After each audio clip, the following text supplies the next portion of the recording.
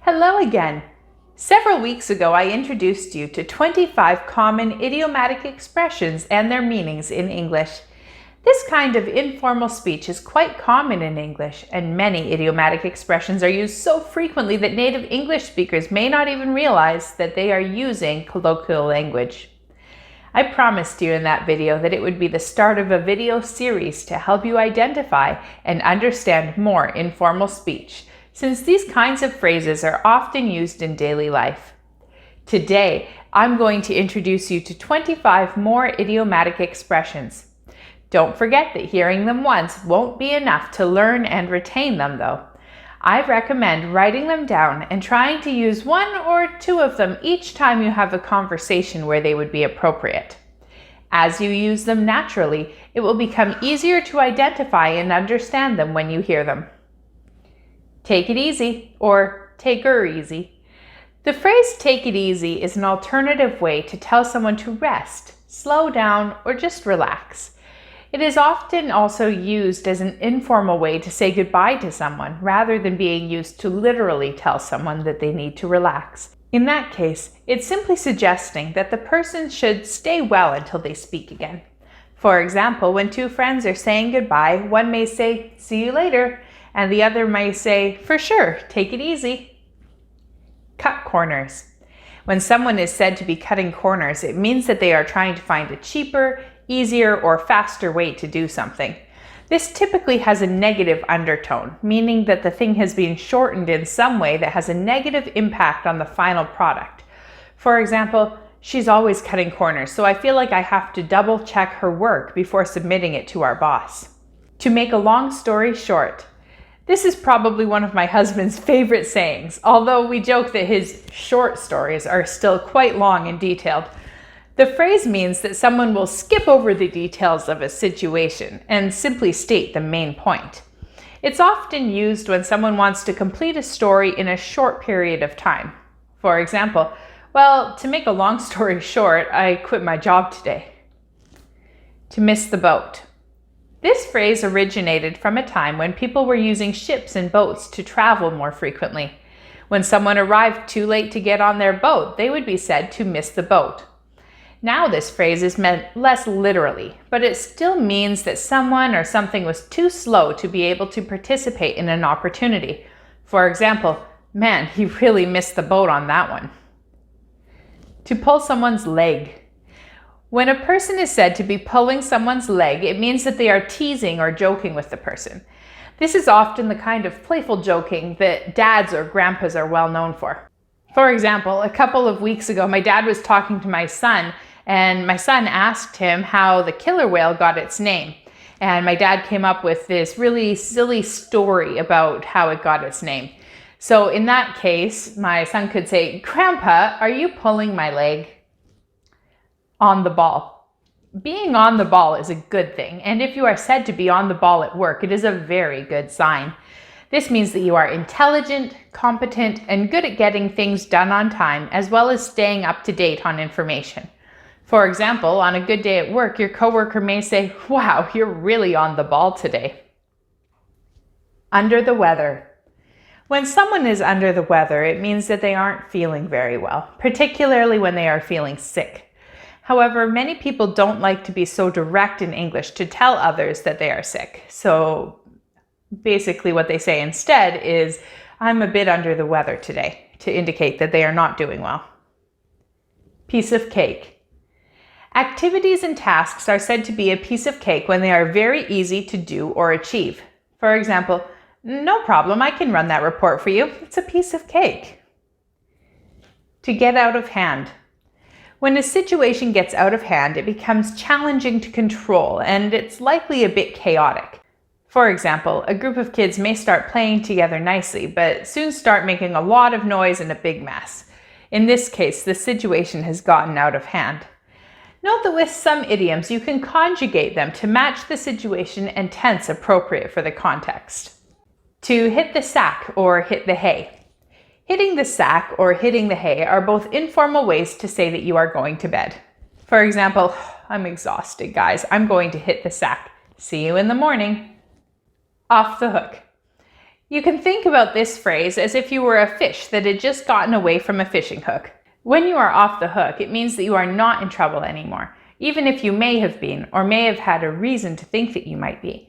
It doesn't always mean that you're literally in trouble, however. It can also refer to a situation that you're no longer responsible for. For example, my mom isn't sick anymore, so you're off the hook for watching the twins this Saturday. Thanks anyway. Hands down.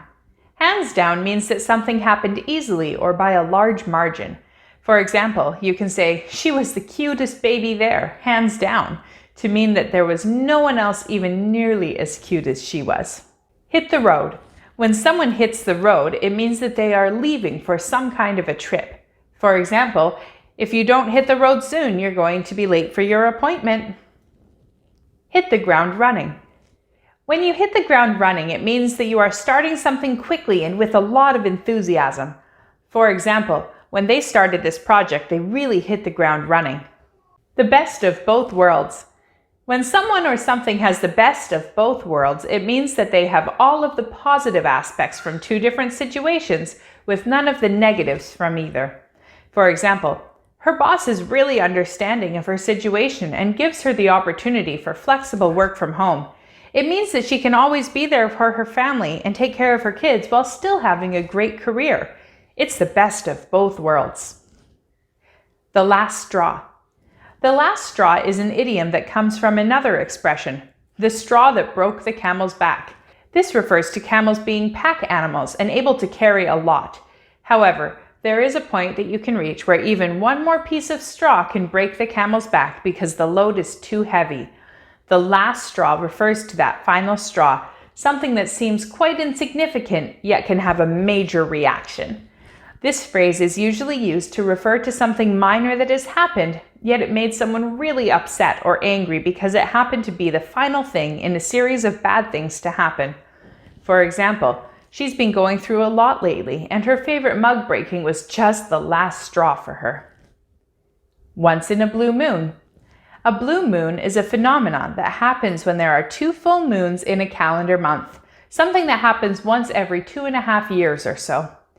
When something happens once in a blue moon, it is not taken this literally, however. It just means that it happens very rarely. For example, wow, he cleaned his room without being asked? That only happens once in a blue moon. 24/7. There are 24 hours in a day and 7 days in a week. When someone says 24/7, it means always or without any breaks. For example, I feel like my boss wants me to work 24/7. Draw the line. When someone is said to draw the line, it means that they are setting some kind of limit for what they are willing to do, and they won't do or accept something beyond that. For example, I'm drawing the line. I won't work overtime anymore. Easier said than done. Something is easier said than done when it may be easy in theory, or it might be easy to talk about, but it's hard to actually do it. For example, someone may say, it's easier said than done when they are asked to take 20 people on a trip that everyone will enjoy equally.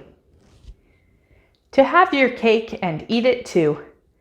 When someone is said to have their cake and eat it too, it means that they want to have all of the good aspects of something without having to deal with the bad parts of it. For example, they may want to have their city take care of their community better, but without wanting to pay more taxes. They would be said to want to have their cake and eat it too. Fish out of water. Someone is a fish out of water when they are in a situation or environment that is completely foreign to them or where they don't belong. For example, I went to a conference with all kinds of CEOs. I felt like a fish out of water. Pull yourself together. When you pull yourself together, you regain control over your emotions. For example, someone may tell you to pull yourself together if you're crying in the bathroom but need to get into a meeting right away. The tip of the iceberg. An iceberg is a huge island of ice that has only a small part of it seen above the water, with most of it staying below the surface.